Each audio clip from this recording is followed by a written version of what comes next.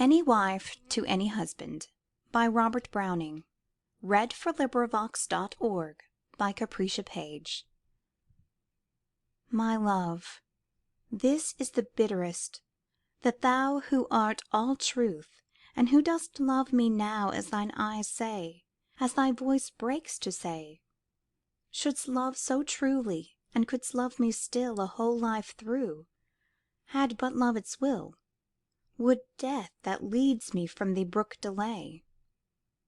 I had but to be by thee, and thy hand would never let mine go, thy heart withstand the beating of my heart to reach its place. When should I look for thee and feel thee gone? When cry for the old comfort and find none? Never, I know. Thy soul is in thy face.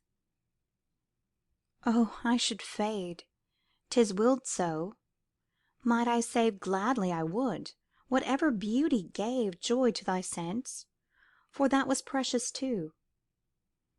It is not to be granted. But the soul whence the love comes, all ravaged leaves that whole.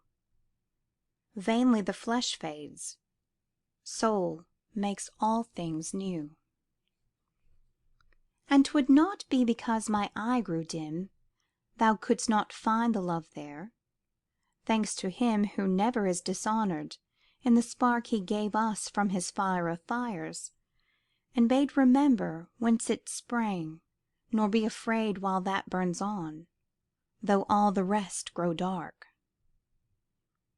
So, how thou wouldst be perfect, white and clean, outside and inside, soul and soul's demesne alike, this body given to show it by, oh, 3 parts through the worst of life's abyss, what plaudits from the next world after this, couldst thou repeat a stroke and gain the sky? And is it not the bitterer to think that disengage our hands, and thou wilt sink, although the world was love in very deed? I know that nature, pass a festive day, thou dost not throw its relic flower away, nor bid its music loitering echo speed. Thou lett'st the stranger's glove lie where it fell. If old things remain old things, all is well. For thou art grateful, as becomes man best, and hadst thou only heard me play one tune, or viewed me from a window, not so soon with thee would such things fade as with the rest. I seem to see, we meet and part, 'tis brief. The book I open keeps a folded leaf, the very chair I sat on breaks the rank. That is a portrait of me on the wall. 3 lines, my face comes at so slight a call, and for all this, 1 little hour's to thank. But now, because the hour through the years was fixed, because our inmost beings met and mixed, because thou once hast loved me, wilt thou dare say to thy soul, and who may list beside, therefore she is immortally my bride, chance cannot change that love, nor time impair. So what if in the dusk of life that's left, I, a tired traveller, of my son bereft, look from my path when, mimicking the same, the firefly glimpses past me, come and gone? Where was it till the sun set? Where anon it will be at the sunrise? What's to blame? Is it so helpful to thee? Canst thou take the mimic up, nor for the true thing's sake put gently by such efforts at a beam? Is the remainder of the way so long thou need'st the little solace, thou the strong? Watch out thy watch, let weak ones doze and dream. Ah, but the fresher face, it is true, thou'lt ask. Some eyes are beautiful and new, some hair.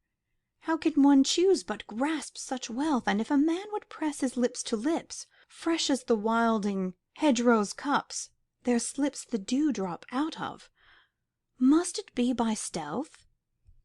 It cannot change the love kept still for her, much more than such a picture to prefer passing a day with, to a room's bare side, the painted form takes nothing she possessed Yet while the Titian's Venus lies at rest, a man looks. Once more, what is there to chide? So must I see, from where I sit and watch, my own self sell myself, my hand attach its warrant to the very thefts of me. Thy singleness of soul that made me proud, thy purity of heart I loved aloud. Thy man's truth I was bold to bid God see. Love so, then, if thou wilt. Give all thou canst away to the new faces, disentranced. Say it and think it, obdure it no more. Reissue looks and words from the old mint, pass them afresh, no matter whose the print, image, and superscription once they bore. Recoin thyself, and give it them to spend. It all comes to the same thing at the end, since mine thou wast, mine art, and mine shalt be, faithful or faithless, sealing up the sum or lavish of my treasure, thou must come back to the heart's place here I keep for thee. Only why should it be with the stain at all? Why must I, twixt the leaves of a coronal, put any kiss of pardon on thy brow? Why need the other women know so much and talk together? Such the look and such the smile he used to love with, then as now. Might I die last and show thee? Should I find such hardship in the few years left behind, if, free to take and light my lamp and go into thy tomb, and shut the door and sit seeing thy face on those four sides of it, the better that they are so blank, I know.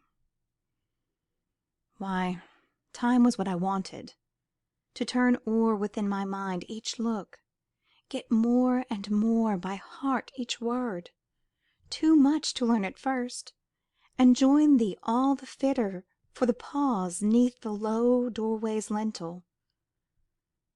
That were cause for lingering, though thou callest, if I durst. And yet thou art the nobler of us two. What dare I dream of, that thou canst not do, outstripping my 10 small steps with one stride? I'll say then, here's a trial and a task. Is it to bear? If easy, I'll not ask. Though love fail, I can trust on in thy pride. Pride! When those eyes forestall the life behind the death I have to go through, when I find now that I want thy help most all of thee, what did I fear? Thy love shall hold me fast until the little minute's sleep is past, and I wake saved, and yet it will not be. End of poem. This recording is in the public domain.